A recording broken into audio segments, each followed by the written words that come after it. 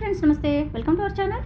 Friends, ಇವತ್ತು ನಾನು ಪೂರಿ ಮಾಡಿ ಕ್ಯಾಪ್ಸಿಕಮ್ ಆನಿಯನ್ ಗ್ರೇವಿ ಮಾಡ್ತಾಯಿದ್ದೀನಿ. ಇದಕ್ಕೆ ಬೇಕಾಗಿರೋ ಇಂಗ್ರೀಡಿಯೆಂಟ್ಸು ನಾನು ಏನೇನು ತೋರಿಸಿದ್ರು ಅದು ಆ ಥರನೇ ಹಾಕ್ಕೋಬೇಕು.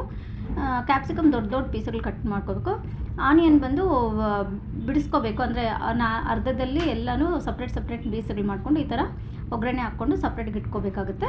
ಒಗ್ಗರಣೆಗೆ ಜೀರಿಗೆ ಹಾಕ್ಕೊಂಡು ನಾನು ಮತ್ತೆ ಎರಡು ಚಿಕ್ಕದಾಗಿ ಆನಿಯನ್ನು ನಾನು ಒಗ್ಗರಣೆಗೆ ಹಾಕ್ಕೊಂಡಿದ್ದೀನಿ. ಅದು ಸ್ವಲ್ಪ ಫ್ರೈ ಆದಮೇಲೆ ಶುಂಠಿ ಬೆಳ್ಳುಳ್ಳಿ ಪೇಸ್ಟ್ ಹಾಕ್ಕೊಂಡು ಅದು ಸ್ವಲ್ಪ ಫ್ರೈ ಆದಮೇಲೆ ಚಿಲ್ಲಿ ಪೌಡ್ರು, ಅರಿಶಿನ ಮತ್ತು ಧನಿಯಾದೂಳು ಎಲ್ಲ ಒಂದೊಂದು 2 ಸ್ಪೂನ್ ಹಾಕ್ಕೊಂಡಿದ್ದೀನಿ.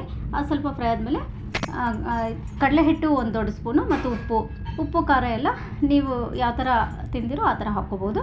ಮೊಸರು ಸ್ವಲ್ಪ ಹಾಕ್ಕೊಂಡು ಚೆನ್ನಾಗಿ ಫ್ರೈ ಮಾಡ್ಕೋಬೇಕು.